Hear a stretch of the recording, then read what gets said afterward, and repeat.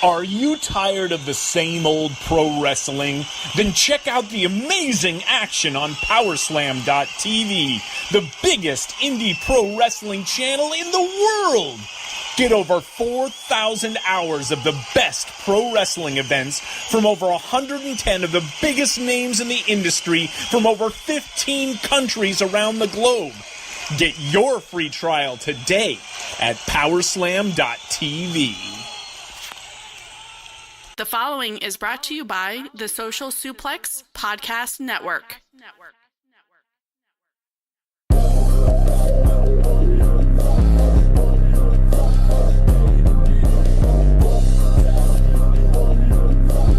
Don't you want to sound rich?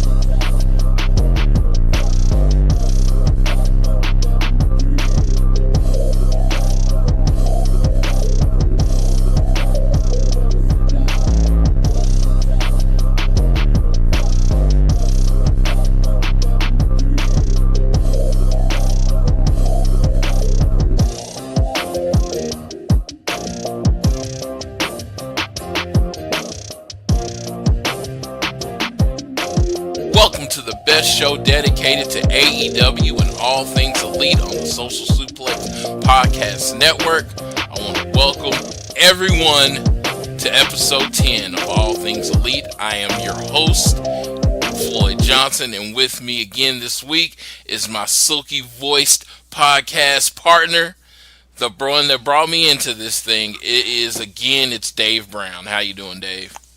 I am doing well, but I only want to welcome some of the people. I don't want to welcome all of the people. Oh. Just some of them. See, that's the whole thing. When you're on the show and you're about the elite, it's for everyone.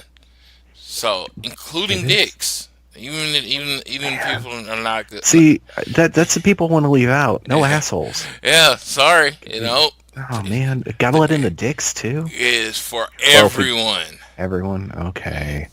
I guess that's okay. Welcome for this is our March 30th episode of All Things Elite. We are recording March 29th at 10:13 a.m. So again, anything that happens between today and Saturday, we didn't talk about because it hasn't happened yet. So I want to talk about the stuff that's going to happen tomorrow at 2 in the afternoon because I got some dope insight on that, and I think we should talk about that. Well, next week, unfortunately, it's never unfortunate. Next week, fortunately, I will be at this time in New York. So next week, we're going to kind of shoot a earlier episode to be released on Saturday. So it's going to not have all the information. I don't know. It's going to be weird, and I'm going to try to cover as much as I can, but mostly it's going to be me talking about what I'm going to do WrestleMania weekend, just because, Well, and I will say the Elite have done something really smart in their staying away from WrestleMania weekend. I think is a really good thing because one, they just didn't really have time to put anything together, but two, saying, hey, this is WWE's weekend. You guys have fun. We'll do our thing later. So I think that's kind of smart to do. So by me saying that, I think next week is probably going to be a light news week. Not that many weeks haven't been light news weeks as far as the Elite's concerned, as it's just haven't been a whole ton of major announcements. Been little, tidbits dropped here and there and whatnot. Yeah, it's just it's like when you're not,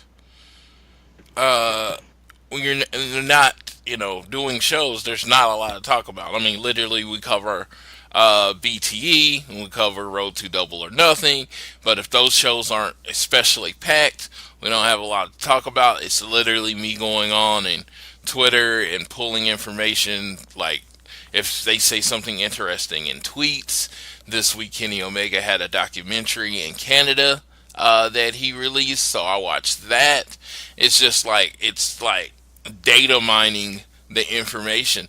It does make, episodes of shows that cover AEW and everything a little different because you don't know what information the people have data mined. Every week, I have no problem putting another show over. I listen to a show called Everything Elite, and I want to be different than them, so I listen to them, and they cover certain things, and I cover certain things, and I do my best not to. If they're covering something that I wasn't gonna cover, I do my best not to really like cover it like on our show, like it's my idea. I'm like, oh, good idea, because I do want our shows, even though we are both covering AEW, I'd like them to be unique. You know what I mean? Yeah, definitely. And they are different. I was listening this morning in the gym to the Everything Elite or Everything AEW, and yeah, did I finish the episode? I can't even remember, but it was. Sometimes I'm like, guys, because when they were doing the Everything Evolves podcast, they were only doing them, right before and right after an Evolve weekend, so it wasn't a weekly thing.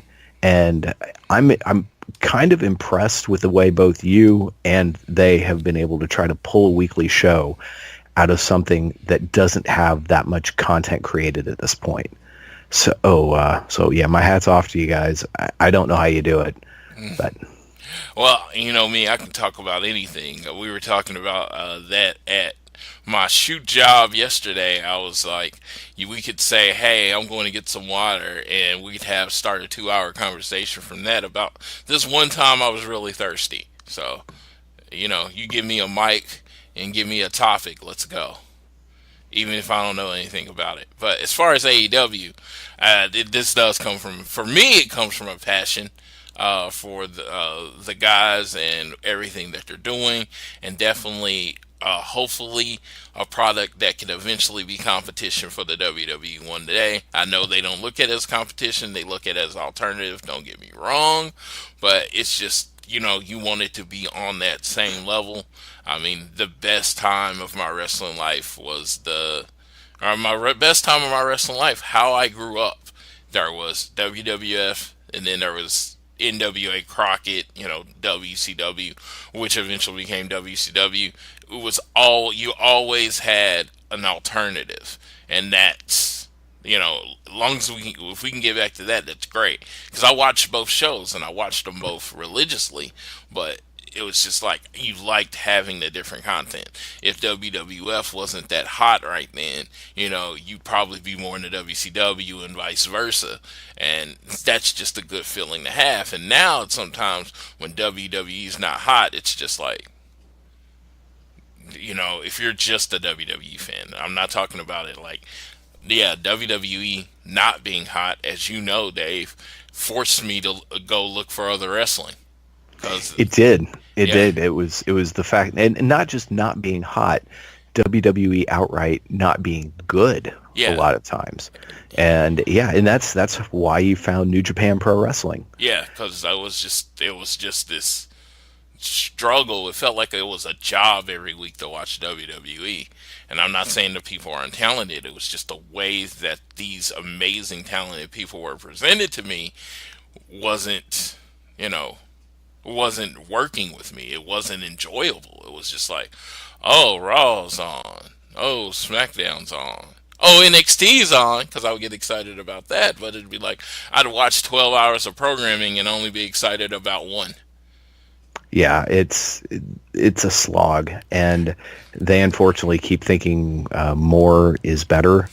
Hence the work day long WrestleMania event.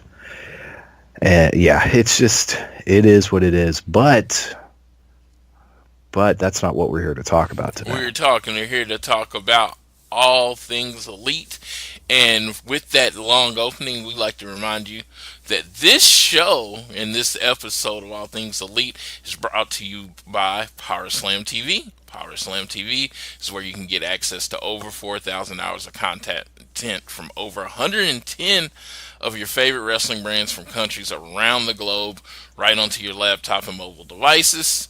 If you use the code Social Suplex, you can get your first month free. So it's a great way to keep up with indie, a lot of indie wrestling out there, and they're always getting new content. So definitely look into Power Slam TV. Yeah. On our show, that we used to do Around the Ring, they sent us a code and I signed in, and I did dig it, and I will tell anyone I dig it and I like having it. But I mean, one of the things you don't worry about is when you follow ROH, you follow New Japan, and you follow WWE, you never starve for wrestling. You know what I mean?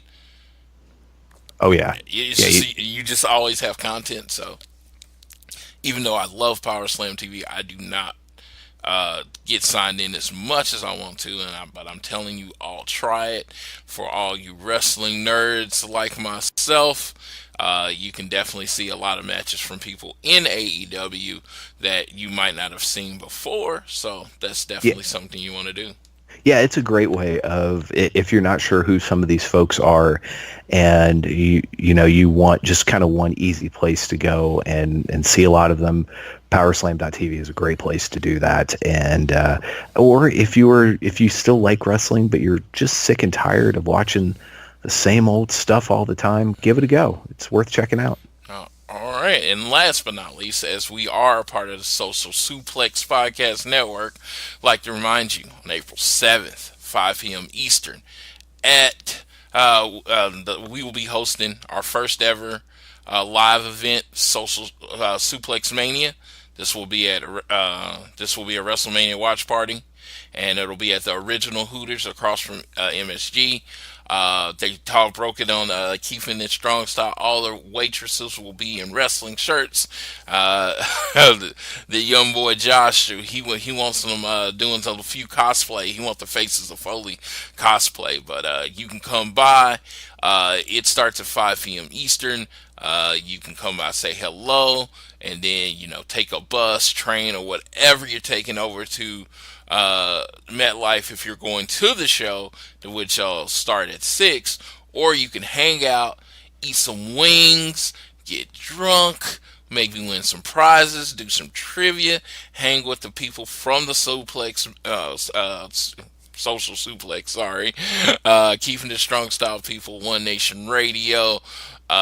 Everyone will be there, and it should be a good time. Again, we got like the whole second floor, and we don't want any empty spots. So if you're going to be in the area, you're not going to WrestleMania, which I know personally is quite a few people, then you need to get your ass down to the original Hooters across from MSG and hang with the people, maybe win some stuff, and watch 19 hours of professional wrestling. So it might be over. Underestimated that. I think it's 48 hours. It will be over. I guarantee you the show will be over by Tuesday. So yeah, that's good at least. That's good. We know that. No, it has to be over by Raw because they have a new show, so maybe it just bleeds together. So looking forward to that. I hope everyone can make it out there. This is big for the Social Suplex. So hopefully everyone that won't be going to Mania, which I know is a lot of people, definitely swing by, eat some wings. Well, that's it for the putting over the podcast network, which I love so much. But let's talk about a little AEW. So last week, AEW, we talked about they were at C2E2 in Chicago, which is a video gaming Comic-Con type thing. In Chicago, it was Kenny Omega and the Young Bucks, CM Punk and the recently deceased Marty Scurll were there too. They were signing autographs and meeting with fans. The Elite did a panel that our good friends or friends of the show, Tiffany and Issa, were at, and they talked. They had a few things to cover that they talked about. One being they were talking about the schedule, and they said they were going to take holidays off. So it looks like they're going to, do their best to be on a lighter schedule than someone as such as the WWE, which to me, I don't know how you feel about that, Dave. It only makes sense being a startup company. Oh yeah, no. One of the absolute worst things that the WWE has is their freaking schedule. They do just too much. It's not good for their talent. It's not good for their fans. It's just not good. And the fact that AEW is going to do a lighter schedule, and it sounds like some of their people are going to be actual legitimate. What's the word I'm looking for? Employees? No, independent contractors. Yeah, oh yeah, okay, And some will be actual employees. Like the few, like not everyone who works there is going to be an exclusive talent. So there's going to be a lot of folks that will be able to work AEW, but then also work other places. I think once they get to the point where they're having more consistent shows, and even if it's just something like they have a weekly show and then a monthly pay-per-view, or a pay-per-view every other month or something like that, I think that's going to be the best way to go for them, and that'll keep everyone healthy. Plus, I mean, over half of them, almost everyone who is high up in that company has families. At the very least, has spouses, and they want to spend time with their families, with their kids. So yeah, it makes sense. Let's give these folks time to heal. Because I've mentioned this before, not on this show, but I think I did talk about it long ago on Around the Ring, on the other show, is if you compare the three big combat sports, air quotes, that are out there, and you think about which ones are the hardest on the human body, and I'm talking boxing, MMA, and pro wrestling. I think it's safe to say that pro wrestling overall is harder on the body than boxing or MMA. I mean, granted, you probably get more concussions in boxing because you literally get punched in the face all the time. But both boxing and MMA, especially MMA, they are quick. If things are looking bad, you're getting your ass whooped and it's over, they will stop it quick. Plus, you have months between fights, especially if you're in the major leagues. With WWE, you're having matches, i.e. fights, 3-4 times a week. More than that if it's a pay-per-view week. So the schedule is stupid that WWE has their people going through, and I think in the long run it's going to hurt them. So I think AEW not doing house shows and only having a very light schedule in comparison is a super smart thing to do. Also, if it comes to a point, let's say a few years down the road, if they're still kicking and they're in some contract negotiations, and let's say WWE is offering you more money, AEW can come in and say, well, we can't give you quite that much. We'll give you close, but look at how many days you're going to work versus how many days you're going to work over here. You're going to be able to have time to heal. You're going to be able to have time to spend with your family, pursue, other things that you want to do, even if that's just sitting around at home, farting around. Then that, I think that'll be a great selling point for them. Yeah, I definitely agree with that. And one thing I hate about WWE, and this is as a hardcore loyal fan that goes to everything. I don't go to house shows. I don't like house shows. I think they're not useful in today's wrestling. I think it does more harm to the wrestlers than it serves good to the company. So I like the whole idea of New Japan, like they do a tour and then there's a break. They do a tour and then there's a break. I like that idea of it. And I still think you can still go to smaller towns when you do that tour. Like, let's say you're in the Washington area. Like, Seattle is your major stop, right? Right. And then, like, Friday and Saturday, you hit two of the smaller peak towns, maybe in Washington or Idaho. And, you hit those smaller towns, right? And, and you do that maybe a couple times a month. But the other 2 weeks, you're letting your people rest. And then when you do wrestle, when you do have it, do your best to use. You have this massive roster. Do your best to use this massive roster to make fresh talent and make fresh matches and fresh storylines that don't have to be rammed in every week. That way, that gives them time to develop and breathe.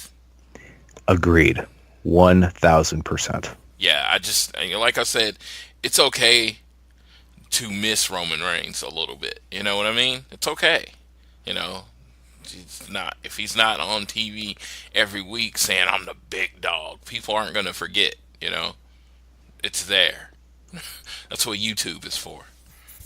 I don't know, man. I'm not sure if I remember if he is the big dog. It's the big dog. It's boss time. You won't know it's boss time when Sasha shows up if Michael Cole doesn't tell you every week. And again, and I want to be clear, and Dave will know, as much as he's tried to talk me out of it, I am a hardcore WWE fan. I never miss SmackDown, Raw. I am the guy that wrestling is not promoted to anymore.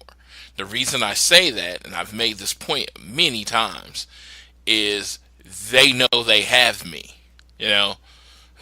They don't have to worry about making the show for me because I'm going to watch it anyway. Oh, yeah. They've got your money. They got my money. I am a Day One Network subscriber. I'm going to WrestleMania, and they were like, when Jeremy brought it to me, he's like, hey, we're going to do Suplex Mania. And I was like, oh, so it's going to be before WrestleMania. Oh, it's going to be after WrestleMania. No, during WrestleMania. No. I'll stop by before WrestleMania. Because Floyd's at WrestleMania. That's what I do. This is number 8 for me, 6 in a row, blah, blah, blah. It's just, I go to WrestleMania. It's what I do every year. And Yeah, so you just mentioned something. This I might be jumping a little bit ahead on our notes of things to talk about. But you're talking about Michael Cole and his just utterly annoying way of doing what Vince wants him to do. The big dog, it's boss time. I get douche chills almost every time he opens his mouth and screams whatever nickname or catchphrase. And he's not the only one. They've got them all doing it. The new Daniel Bryan, all of this crap. It's just gross. It's just stop. Please stop. But there's an individual whose contract is coming up with WWE at the end of this month. And he's from the Sooner State. Y'all might know him. His name is JR, Jim Ross. And he is essentially insinuated or basically outright said, oh, yeah. I'm going to AEW. Yeah, he's pretty freaking open about it. He's very like, I can't sign with them until the end of March. But yeah, it's pretty much done. So, yeah, if he is doing like talent relations, if he's doing maybe backstage producing, I'm fine. Just like the everything AEW folks, I'm fine with that. If he is on the mic at, if he's doing commentary, no, get the fuck out of here with that. No, he stinks. He's not good anymore. He needs to stop. He doesn't know who the hell anyone is. Even when he was doing stuff at WWE, it wasn't good. I mean, he wasn't awful calling that tremendous Tyler Bate, Pete Dunne match at TakeOver where Pete Dunne won the WWE UK Championship. He didn't hurt that, but I think a lot of that was because if I remember correctly, Nigel McGuinness was next to him, and he only had to worry about two people, and he probably had a book of notes in front of him. But anytime he's been on New Japan, and I don't watch the New Japan Access show, so I don't know if he's able to do research and not sound like a blithering idiot. But those last few live things I saw from him on New Japan, so embarrassingly bad, and he just sounds like he doesn't care. And so it's like, no, please, other than every once in a while having him come out and say something, maybe do voiceovers for some stuff, no. The other thing Jim Ross does is Jim Ross screams Attitude Era, 1990s, early 2000s WWE. If AEW is wanting to make something new, you don't have the voice of your company be fucking Jim Ross. So, this is where I can say, because I was ready to disagree with you. I was ready to go, hey man, don't be dissing on our Oklahoma like that. But then you made the point. If AEW wants to be new, it can't be him. And the word that is being used a lot to describe AEW, Cody uses a lot, is fresh. Jim Ross has, been in the wrestling industry forever.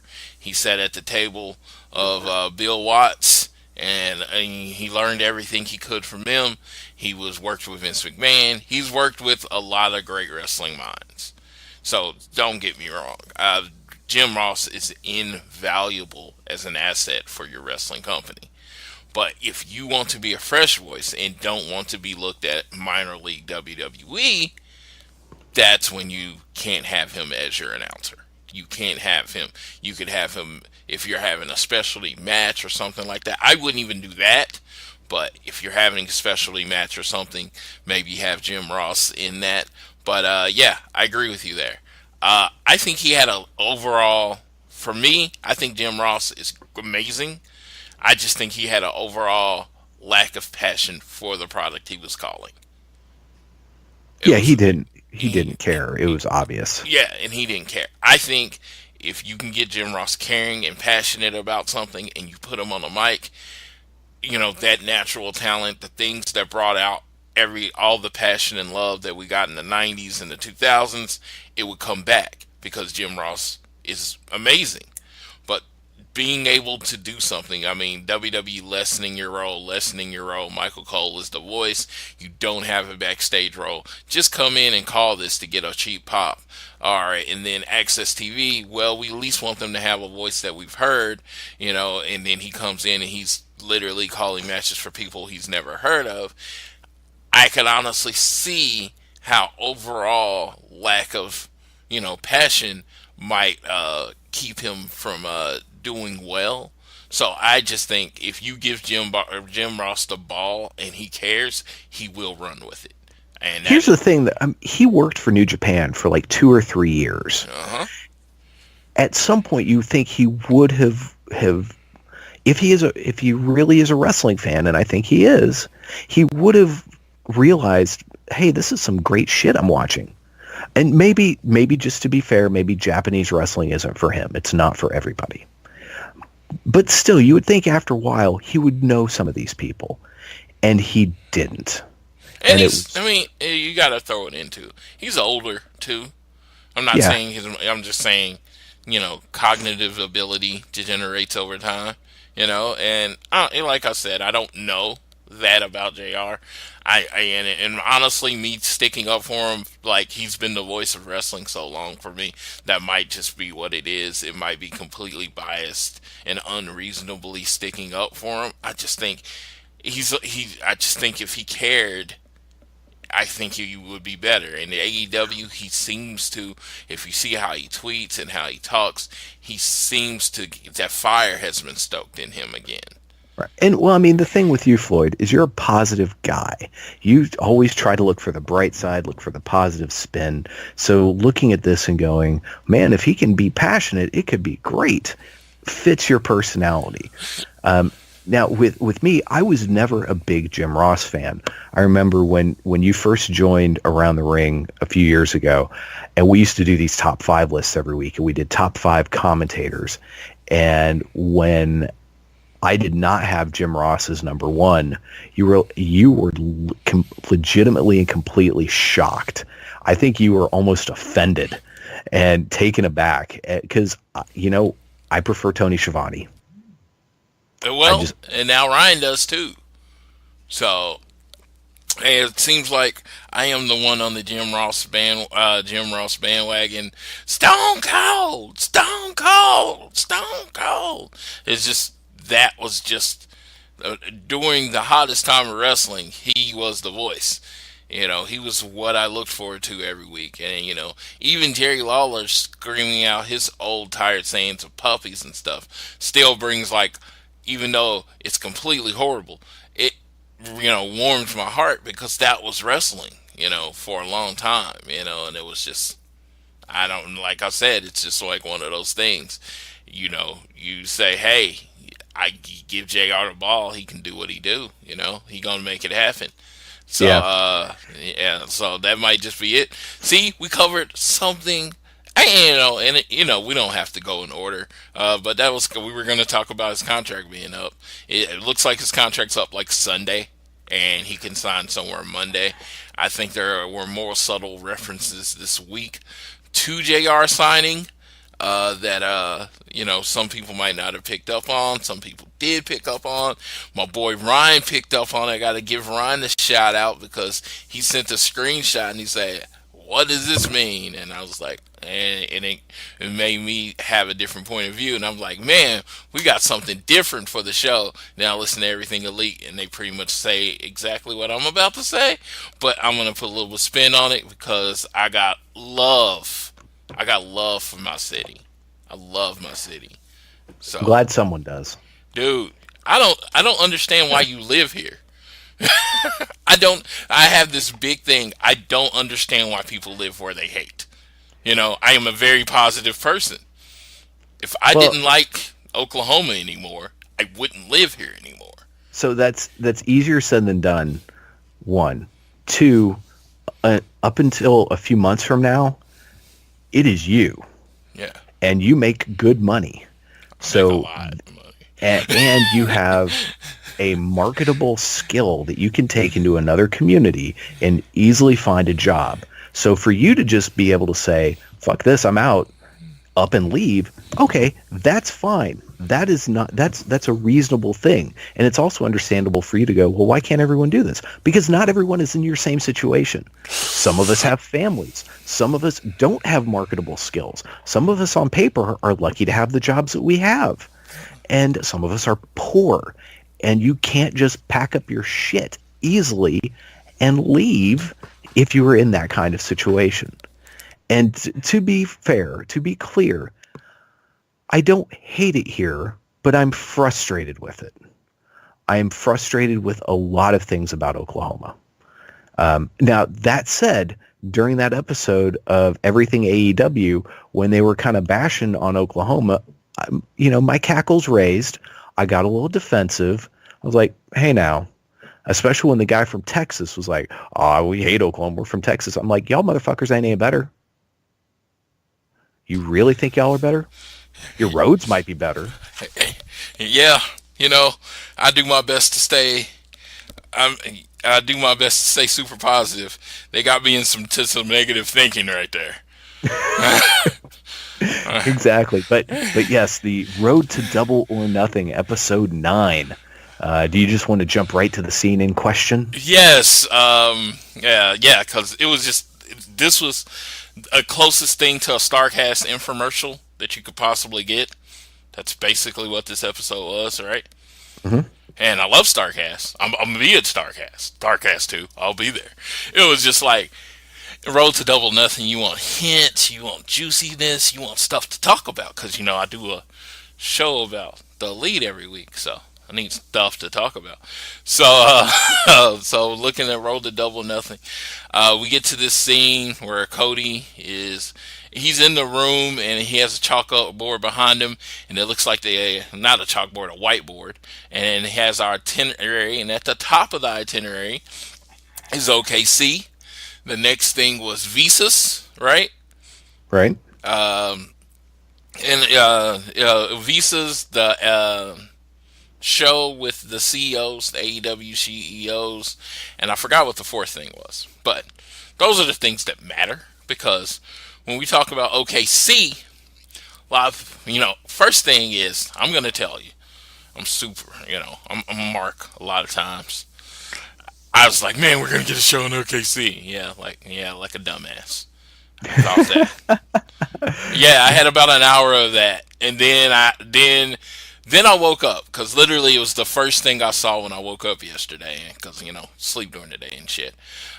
So first thing I saw was like, yeah, OKC, show coming to OKC. I was like, why would they do OKC? They do flying cities, they do Chicago, they do Las Vegas, they don't do OKC. And then I thought about it. OKC is code. OKC is code. What is OKC code for? The person we've been talking about the last 10, 15 minutes. It's Jim Ross. Because they can't just have Jim Ross on their whiteboard. Exactly, yeah. They might come here and do a big, might do maybe a pop-in press conference or something to announce Jim Ross or something like that, maybe. But for the most part, and maybe someday, once they've got their mojo going and they're on TV and they've got their weekly show, maybe they would do a taping here. Yeah, it is not. We are a great city to me. I enjoy our city, but we are not a super hot wrestling city. No. I mean, my boy Jerry, promoter for IWR, or World Class Revolution is what it's called now. He brought in Oklahomania a couple years, and he brought in star-studded events with, I believe, the Hardy Boys, Sting, Young Bucks, and it didn't draw like I thought it was going to draw. And then it was just like I had to realize that this is coming from a person doing the Attitude Era. They had to shut down the block because Raws were so packed. So I always thought of us as a hot wrestling city. We are not that anymore. No, and it's funny that I think had the first Oklahomania with the lineup that they had that show happened a couple of years later, it would have had a better draw than it did. They were like just a year or two early for that show. And I do like that everything AEW did name drop Oklahomania, though, with some slight shade.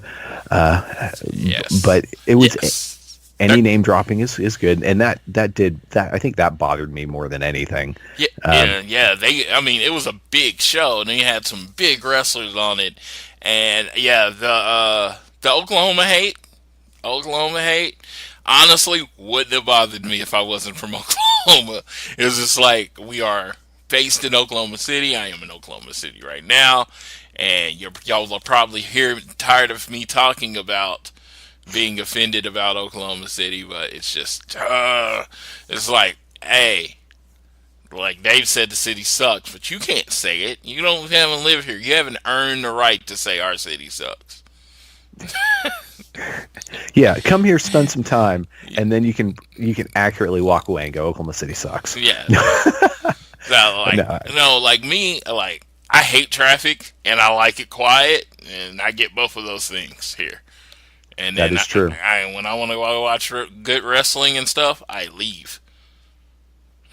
So that is also true. So it's like it's what it comes down to. It's like, I love my city. Don't get me wrong. It's just, I do understand. It's just not a destination. It's the fact that we're on literally the WWE's B player list that came out. Yeah, and the thing that you kind of have to realize is Oklahoma is still a few years behind. Oklahoma City and Tulsa are trying to become major league cities, and bless their hearts, they're trying real hard. But the reality is, you go to a local independent wrestling show in Oklahoma, you will think that you have found yourself at a taping of World-Class Championship Wrestling from 1986, and any minute now the Von Erichs are going to come down the aisle, and they actually literally might come down the aisle at the show, because the Von Erichs come to a lot of local Oklahoma shows.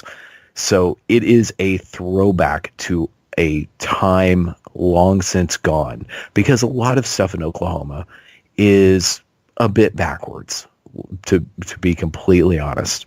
So yeah, we're not going to be on the cusp. So AEW is not showing up here for a show. That was a little nod to JR completely. And really, I mean, yeah, the only there wasn't really anything else of note in this Road to Double or Nothing other than talking about StarCast. Oh yeah, no, the last scene where they're talking about Cody's gear, and I thought Yes. you might have.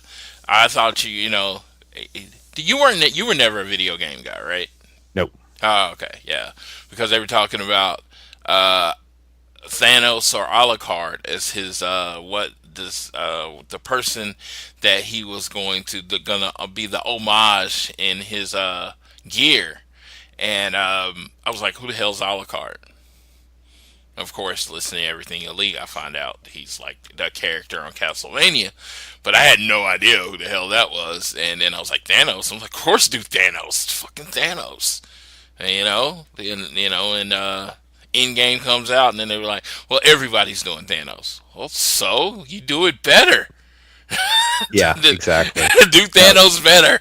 No, but it looks like he's gonna roll with the Alucard, and she made the comment, should I avoid gold? And of course, that was to get everybody thinking it's going to be Gold Dust. Now, well, it was Dustin Rhodes, because he can't be Gold Dust. Let me tell you, you don't know what he's worked out with the WWE. Like, when certain people reach a certain level with the WWE, a length of service, Vince tends to lax on the rules for them. Yeah, Goldust put in time, couple stints in rehab, and he keeps coming back, and he keeps performing, and he's helping the young guys. So I don't all the way think if he did something with AEW and wanted to use the Goldust character, I don't think they would be all the way against it. Maybe. I mean, the thing is, you can make the argument, and I did not come up with this idea. I think I heard it on Solomonster's show. But you could make the argument that the Goldust character is the second greatest Vince McMahon character creation. Yeah, obviously next to The Undertaker. If you're going to do like the greatest character creations that Vince has ever done, it's your top three are Taker, Goldust, and Kane. I would go Hulk Hogan. Hulk Hogan was pre-Vince McMahon. Hulk Hogan was doing that character in AWA. Vince gets no credit for that. But the Hulkamania and the pushing, I don't know. Gets no credit for that. I think he gets... It was over. I think he gets no credit. A ton of credit for None. it. Did anybody else put the belt on him? The AWA was about to, but Vince signed him up at a time. No, no. I'm saying my point is, Vince did not create that character. Vince came in and exploited that character. He didn't create Junkyard Dog. He didn't create Rowdy Roddy Piper. He did not create Bobby the Brain Heenan. He pushed them to the next level. But what I'm saying is an absolute Vince creation. Vince created The Undertaker. Okay. Vince created Goldust. Vince created Kane. Because you look at what those three guys were doing before those characters and in other places, it wasn't anything like what Vince had them doing. Those three home run successes. So yeah, that's what I'm saying. Okay. Absolute pure creation of Vince McMahon. I would go Taker, and then I would go Edge, and then I would go Kane. So you could make that argument. I mean, no one knew who? I mean, maybe super hardcore fans, but Edge was a WWE product. Absolutely. That's fair. So yeah, I feel like there were a lot more WWE products than that were great, but because shit, basically getting that out of Mark Henry was like squeezing a booger out of George Washington's nose. So, yeah. But I mean, as far as longevity, you've got to put Goldust in top 5. Yeah, his character lasted forever, and it's very memorable. It was forward-thinking character. Don't get me wrong. Goldust, great character. Don't get me wrong. It's yeah. I would love to do a top 5 on that, because if you give me time to think, I think I come up with some good ones. But yeah, Goldust was definitely a great character. But yeah, so there's apparently old Goldie has tweeted, "No, my contract is fine." Meltzer has gotten into stuff, and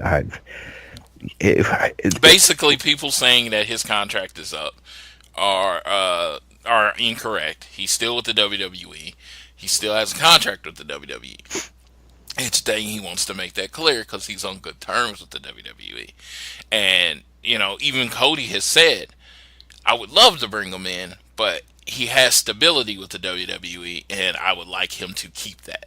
He said that actually on an episode of Edge and Christian show, speaking of Edge, that he wanted him to keep the stability that went along with being with the WWE.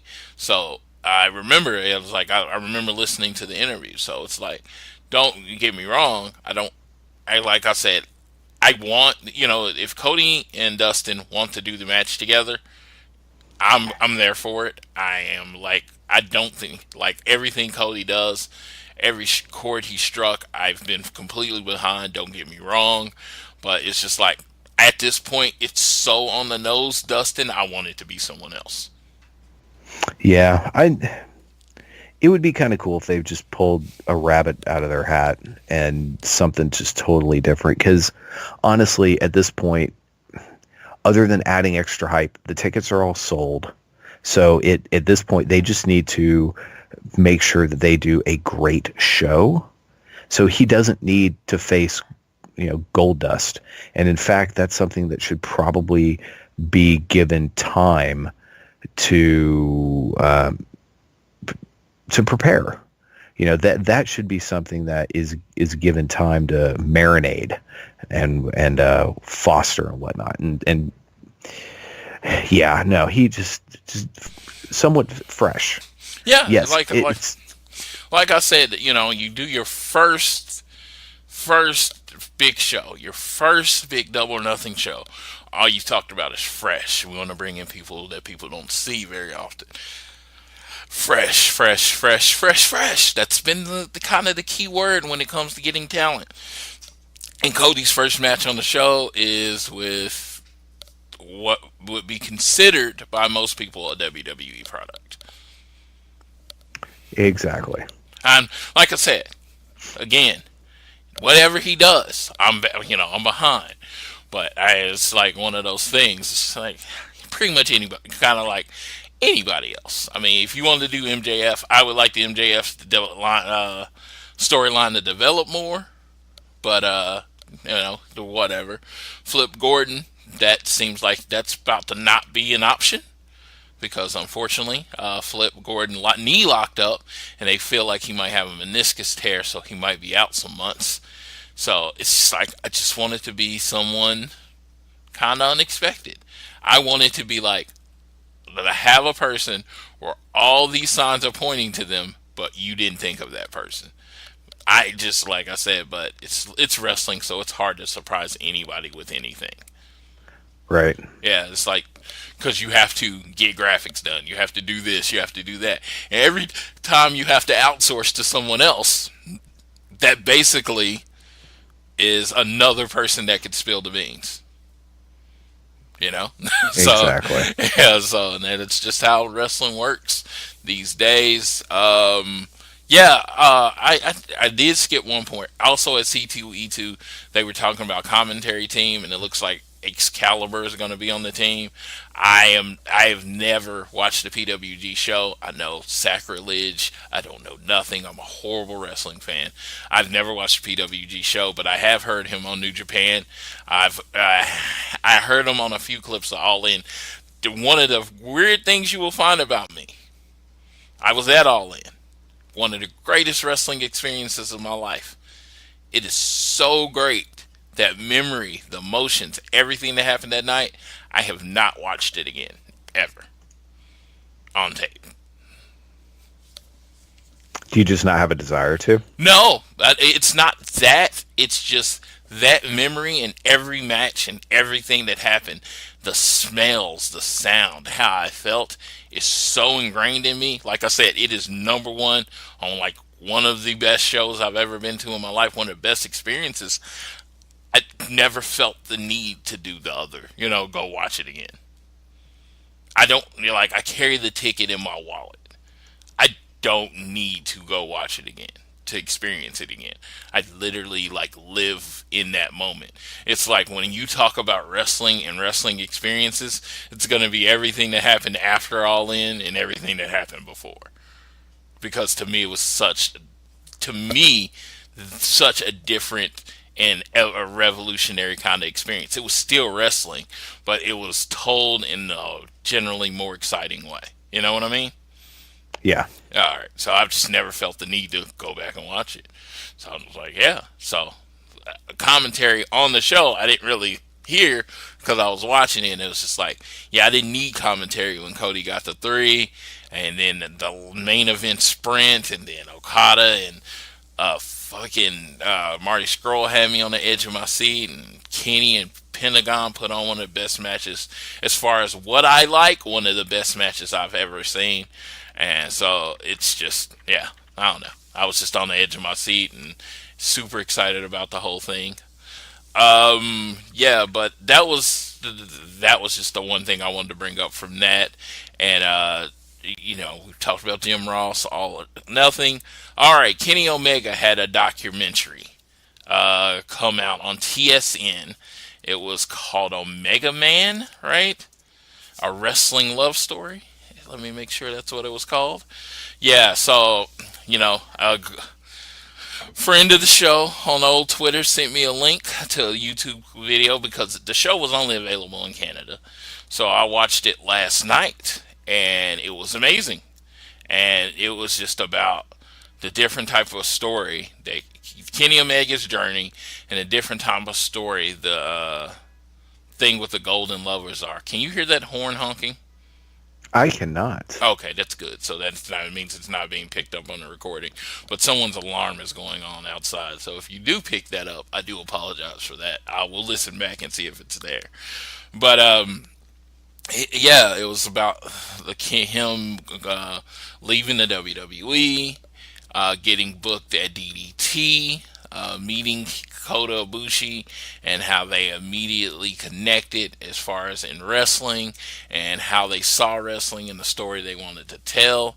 And it really was how their story has reached across to a group of people that, to the LGBTQ community, that a group of people that are usually very much underrepresented in wrestling, and when represented, only done in a very, dramatic and almost disparaging way.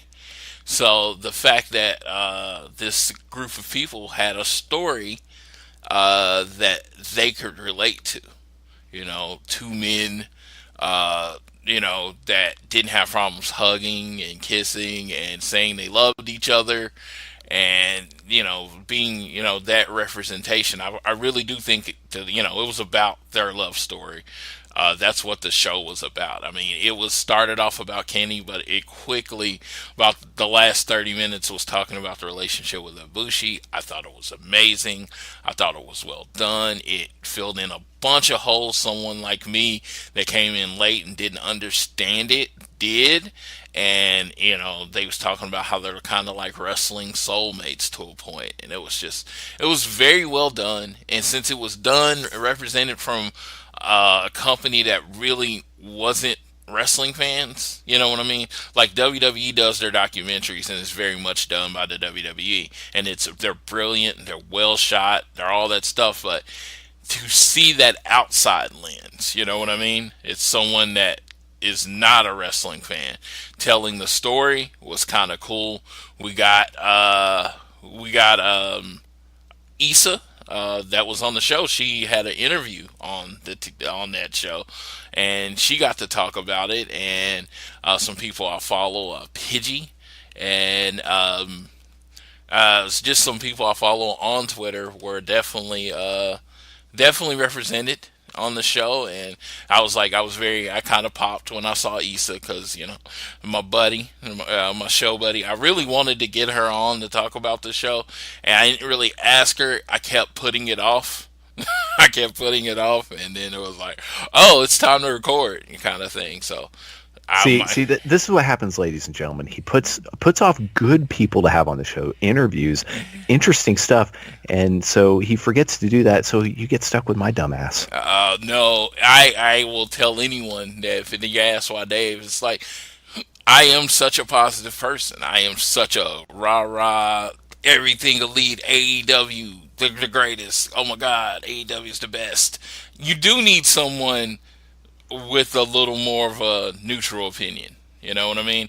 I think that's something you do, and like, I am talking about them a lot. I'm really not trying to get you to listen to another show, but I think that's something you get from Everything Elite. You do get it. I mean, like, out of the 3 people that are on there, like, 2 of them would be what you would call elite fans. They're just wrestling fans that are talking about the elite.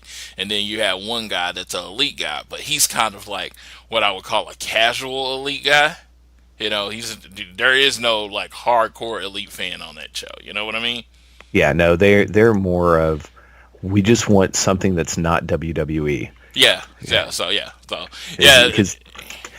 they were. I mean, Aaron, and I forget the other. There's 2 Aarons.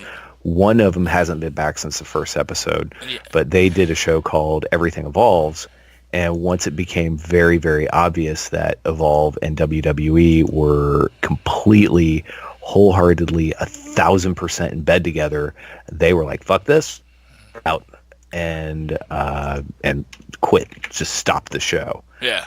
And so, they were asked. That was the only episode of that show I ever listened to, was the last one. Yeah, that was one of the few I ever listened to. And they were like, yep, we're done. We can't do this shit anymore. So, but I liked the last episode. So when they said, hey, we're going to do it about this show, and I was like, oh, I can get on the ground in. And then this was before I was starting my show. And I was like, cool, good show. So I listened to it, and I think, and like I said, it's well done. Don't get me wrong, I'm a fan of it. It's just like, but if you want the elite fan aspect of it, I think that's more leans to our show. If you want the more neutral journalistic side of it, that's probably their show. Yeah. Do you agree with that, Dave? As a person I who's would listen to both, yeah. Yes. I would. Yeah, mine is very much the more positive. They're going to succeed. They're never going to fail. Take of it, and if they do fail, I will cry a lot. So, but I would never be glad that they didn't try. But again, so that's my side of it. But I can't wait to meet them. They're going to all be in New York, and I really want to meet them and tell them how much I enjoyed their show, and I love their take on the elite every week. Have you ever interacted with them from the All Things Elite Twitter? We follow each other. That's about it. Okay, cool. Yeah, we follow each other, and like I said, I want to introduce myself, and I'm like, and that's what I always said when I'm talking about it, the way I see it. Shake their hands. I love your content. I don't see you as competition. Not in a negative way. No, I don't see you as in competition, because I just think there are so many ears, and there are so many, podcasts. There's their own Voices of Wrestling on Social Suplex. I just think, some people are going to enjoy the way you present it better, and some people are going to enjoy it the way I present it better. And I don't think there's any reason to ever have conflict between us. But don't talk shit about Oklahoma again. Yes. Yeah. I was like, hey, we're great, but don't talk shit about Oklahoma. No, AEW's going to the CEO show June 20. It's June 28th through 30th, but I believe the match is on June 29th. This is from BTE, so we probably should cover BTE first, but they announced one match that we'll talk about when we do our BTE review, which we might as well do right now. BTE, or Being the Elite, started as they are sitting, Bucks and Kenny are sitting at a table, and they were talking about, why didn't you go help Cody? And last week it was they were looking at their phones, so they never saw Cody getting beat up. This week they said they wanted to protect their pop because they're surprised. And he's like, yeah, the crowd really went mild. I actually was at work, and when the cleaning lady was cleaning, and I heard that line, and I actually laughed out loud to the point of scaring her. That's awesome. Yeah. I actually watched this morning after I had listened to Everything Elite, so I was spoiled. And I did not watch. I forget what the AAA show was, but this all comes back to the Young Bucks winning the AAA tag team titles. And some people are like, the Young Bucks are going to ruin AAA. And I have to agree with the Voices of Wrestling folks. AAA, there's nothing to ruin. That shit's crazy. So there is no sanctity in their booking because their booking is knuck and futz. So let me tell you how they ruined AAA. I watched my first AAA show ever. I paid $4.99 a month now to be on Twitch. And a person that had literally never watched AAA in his life. So that's how they're ruining it. Yeah, they have literally gotten AAA a new customer. Yep, that's how they're ruining it. Good job. So good show. Very. I know it's the people that hate the Young Bucks and AEW that are it's so like political Twitter because it's so insane. They just don't care about reality. They just want to get their hot takes out about how much they hate something, and it's just ridiculous. But that the crowd went mild. That was cute, because when the Young Bucks came out to challenge Pentagon and Rey Fenix, the crowd did not react. And that's my understanding. I didn't watch it, but they were like, who the fuck are these people? Who are these whiteys? And why are they here? Yeah. They didn't know their moves, nothing. Yeah, like, you understand, for everything that I've ever seen, every group I've been, Young Bucks show up in the building. That's a huge, huge pop.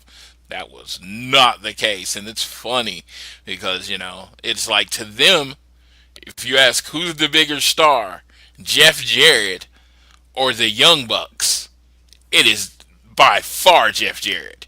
At a AAA show in Mexico, yes. Yes, by far. It's not even close. Jeff Jarrett's a champion. Jeff Jarrett's double J.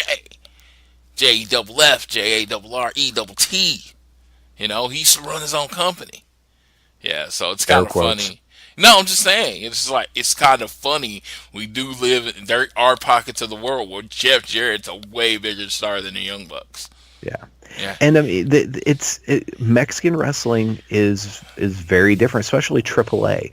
AAA is its own bizarre little world. And I've watched a Triple Mania before. I've watched parts of it. A lot of it was unwatchable. But there is some nutso crazy stuff that goes on there. Most of my familiarity with AAA honestly comes from when I watched Lucha Underground, because Lucha Underground was a part of, it was related to AAA. And that's something that's not on the rundown. Quick aside, Lucha Underground settled a lawsuit with a number of stars who have now been released from their contracts. Most importantly, the man, Pentagon the myth, Jr. I was going to say Joey Ryan. Oh, yeah. Joey Ryan, Ivelisse, Pentagon, Ray, King Cuerno, who is a Phantasma in AAA, I don't know if that includes Angelico. I don't know if that includes Matt Cross. I don't think Matt Cross was part of that lawsuit. I think he was pretty happy with Lucha Underground from all accounts. He was never anyone. I've never seen him bash anybody. But yeah, it sounds like pretty much I think everyone who wanted out of their contracts have gotten out, or at the very least, everyone who's involved in these lawsuits are now out of their contracts and can go anywhere. So we will see Phantasmo, I'm sure, springing up in NXT pretty soon. Ivelisse, I would not be shocked if she was in Impact or AEW at some point, maybe even WWE, because she's awesome. And obviously now Pentagon and Rey Fenix will eventually be able to become full-time AEW unless they want to do more things. But even if they're full-time AEW, that still gives them free reign to work in AAA and go over to China if they can get visas and all that good stuff. Well, just a correction on something I said. Yes. Jim Ross tweeted out, "Big day. It's the final day of my contract with WWE after 26 years. A WWE camera crew arriving at my home today to record an Undertaker documentary. I'm honored to be a part of it. Great way to exit." So, it's not the 31st. It is not Sunday. It is today. As we are recording, Jim Ross is in his last day in his WWE contract, which is weird because, technically it's not the end of the month, but, it is the end of the month. It's the 29th is weird because I get paid on the last day of the month, but when the last day of the month's on the weekend, I get paid on that Friday, so it's kind of same weird. Here. Yeah. Same here. But what else happened on BTE? Yeah. I don't have the rundown. Yeah, so I'm looking at, kind of having it playing in the background so I can remember in what when order it went down, because we don't really have to give a blow by blow. I mean, there was a scene with the Jackson with the huge mutton chops. Yeah, so okay, easy to remember.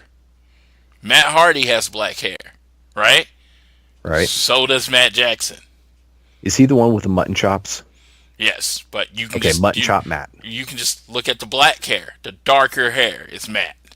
Okay. The lighter hair is Nick. I'm not going to remember that. Sadly, I'll remember mutton chops or Matt. So I was just like, I remember it like I remember the Hardys. It's just like, yeah. So Matt, he had a little bit of an episode where everything was coming up Nakazawa, and he fainted, and Kenny, and he saw everyone wearing Michael Nakazawa shirts. I have to have a Michael Nakazawa shirt now. They sold me. They said that on the show. People are going to be wearing the shirt. I have to wear that shirt now. Yep, that is going to be a thing. Yeah, I have to buy it. It is Michael Nakazawa. Michael Nakazawa. It's like, I just say his name sometimes, just like when I'm bored at work. Michael Nakazawa. I know his name better than I know like other people's name on the roster just from them saying it so much. They have ingrained it in me. Yeah, they're going to get this fool over just by saying his name all wacky. I mean, guaranteed at Double or Nothing, there will be a Michael Nakazawa chant if he's on the show. Yeah, Nakazawa. Clap, clap, clap, clap, clap. There you go. You know what I'm talking about. You got it. And then Matt was in a Michael Nakazawa shirt. They had some spiffy AEW Nike polos. Oh, I can't wait till those go on sale. I mean, day one. As soon as they go on sale, they are in the cart. I need that. I don't wear, and you know what's crazy is I don't wear a lot of polo shirts at all. I wear T-shirts, but I will definitely wear that shirt. Then they had clips showing people that have submitted videos for the librarian contest. Dave, haven't they announced who the winner is already? No, they have not. Okay. I think they might do that at like StarCast or Double or Nothing. I haven't got your video yet. I haven't saw your video on there. So because you're not going to. But dude, you are a librarian. I mean, how appropriate would that be? Yeah. Okay. Technically, okay. By the dictionary definition of the word, yes, I am a librarian. By the professional definition of the word, no, I am not. So if we're going to call me a librarian, we have to quantify this or qualify by saying I'm a little L librarian. Do you work at a library? I do. Can you check me out books? Yes, I can. Do you know where books are? Generally speaking, yes. Do you put books back on shelves? Unfortunately, yes. I don't enjoy that part of my job. You are a librarian. You're the only definition that most people know of librarian. True, but I'm being respectful to the people that have gotten the master's degree, so the difference is there's the little L librarian and then there's the big L librarian. The big L librarians are people who've actually taken the time and money to get the master's degree in library science, and they are big L librarians. That's not me. I just laughed a little bit because that's a thing. Library science. Oh my God. Oh my God. The A's go with the A's. And yeah. There's a lot more to it than that. No, I'm talking as someone that doesn't know shit about working at a library other than his friend Dave works at a library. Yeah, true. I mean, most people think you just sit around and read and wear cardigans and have glasses. And all of that is true. That happens at various points, but that's not all you do. Yes, sexually repressed. So that's some the of thing. them. Yes, I'm sure. The sexy librarian's a thing. Yeah, it is. I can tell you a good chunk of my day is spent running essentially a daycare and pushing in chairs. Yes. That's the library I know. So we got to see Joey Ryan's take on the librarian. And he got interrupted by Swoggle. God, can Swoggle go the fuck away? And Swoggle's going to beat up Joey Ryan so he can get looked at by the elite, which is awesome. And apparently Swoggle can't tell who Joey Ryan is when Joey Ryan's wearing glasses. Straight Superman. No homage to your boy Superman.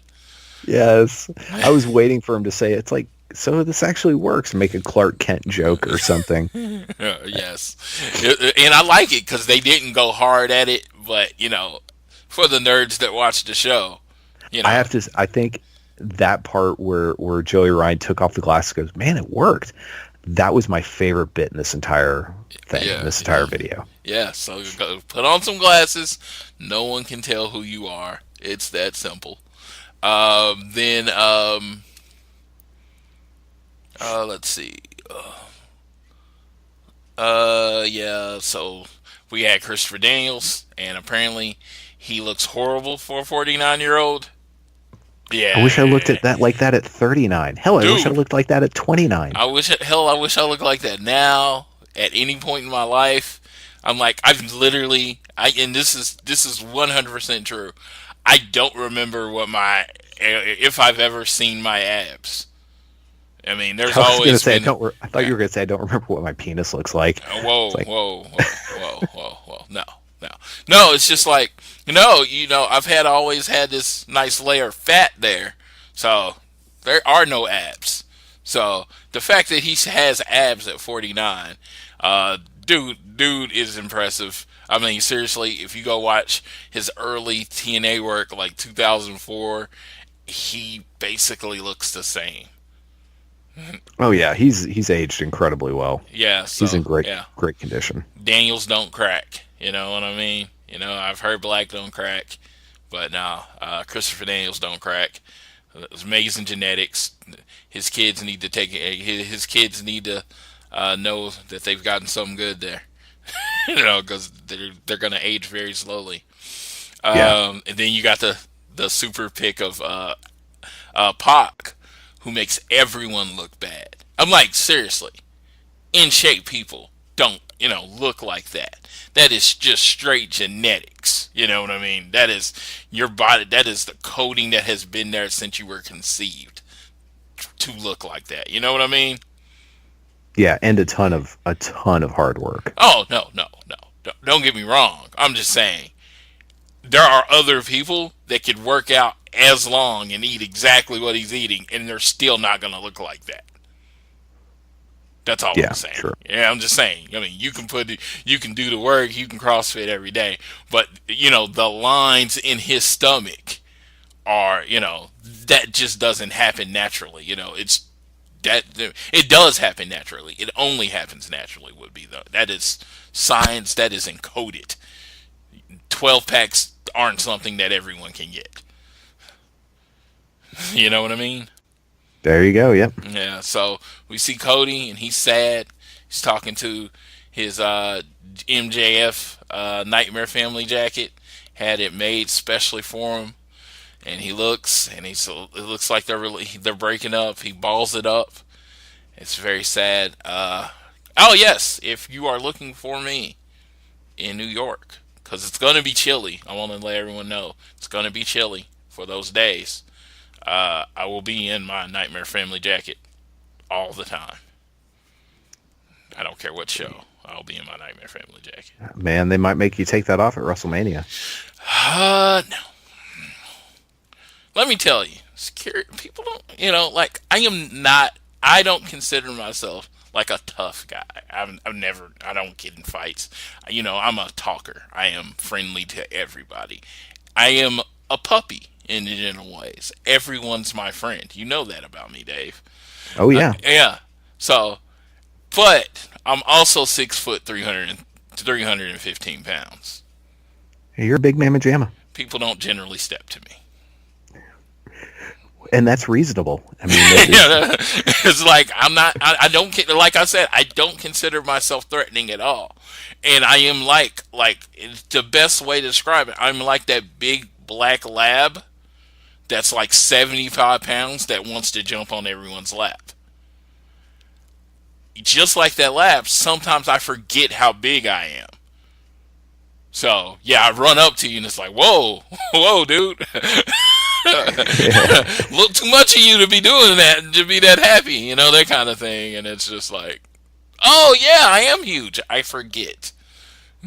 It's like, I am friendly. I am nice guy. So I forget sometimes. So that's another thing. If you listen to the show. And if I do that to you, if I've seen you on Twitter and I run up to you and it's a giant, big black guy in a Nightmare Family, yeah, I'm really, really friendly. I promise. He is, folks. I can attest. I'm really, really friendly. It's just, like I said, I just get excited when I see people I know. That's just kind of how I work.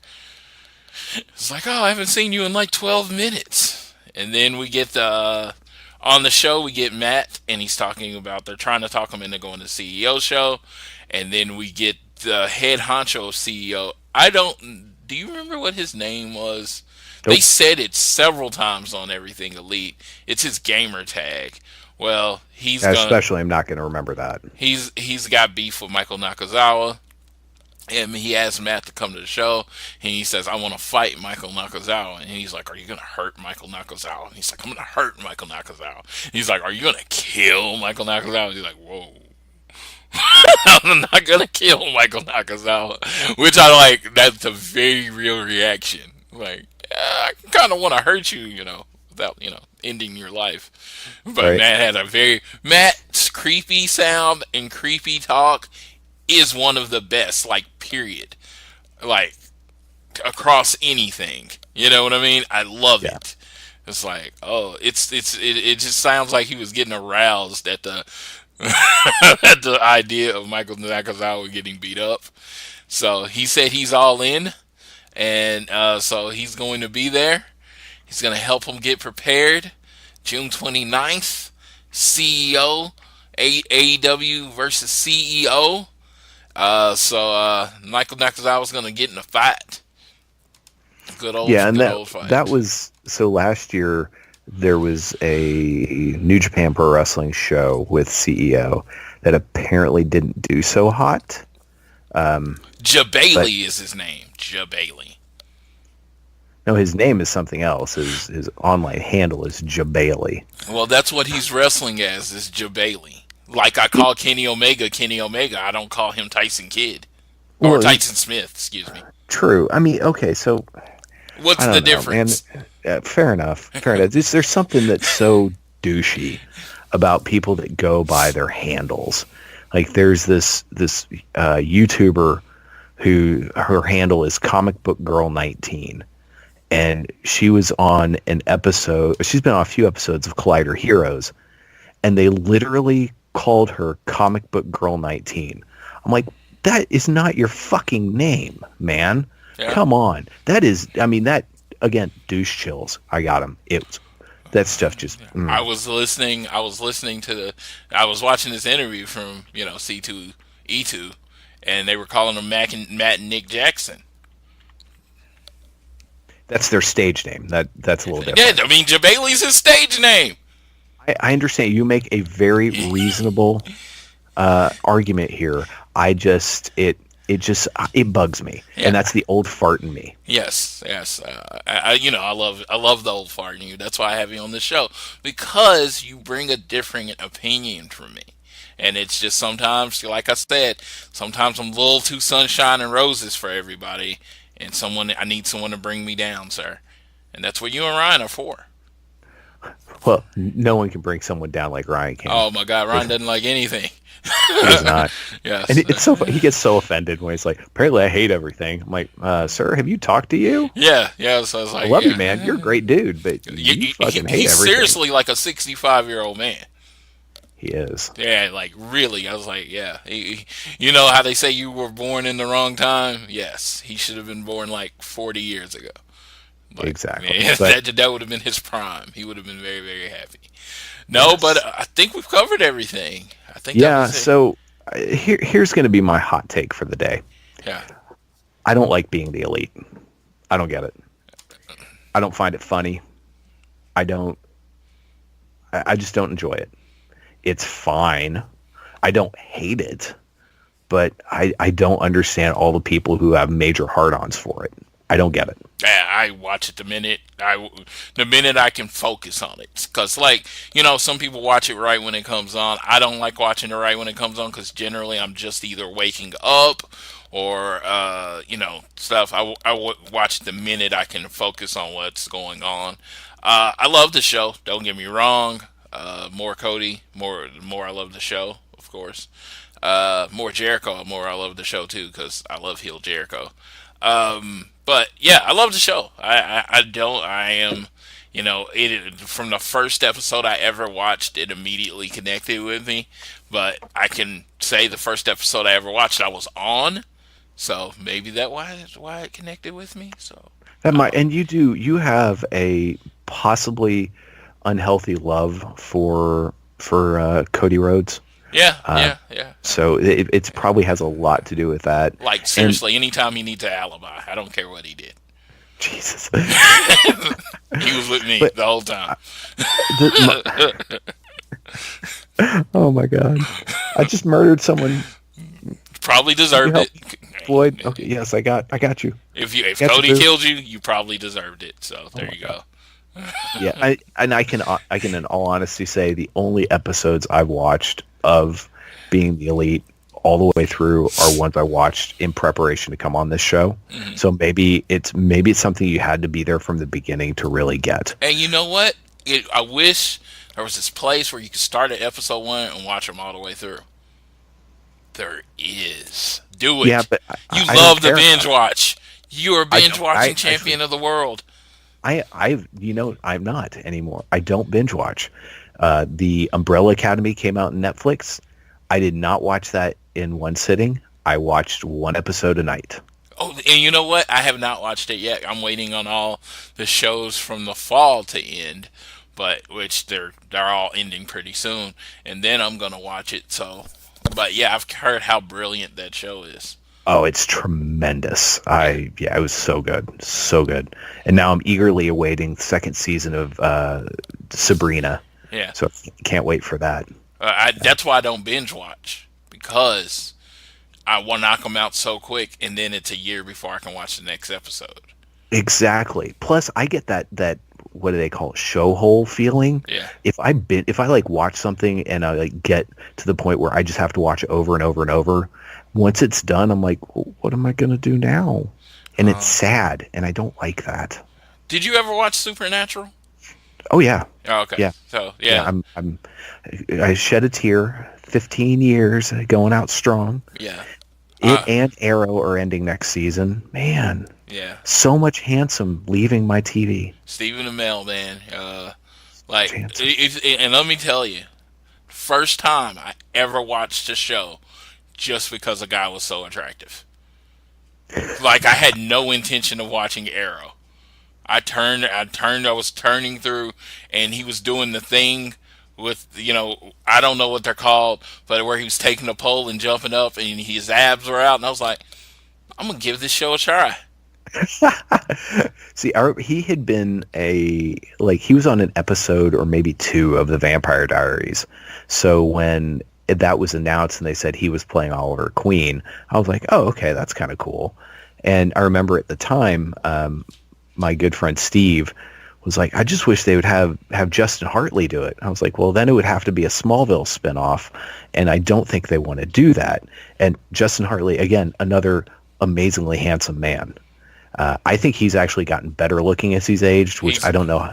Yeah, he's on This Is Us, which is so another beautiful. show I watch. He's going to be in that movie with Diane from Blackish. Oh, yeah, where he plays the teacher.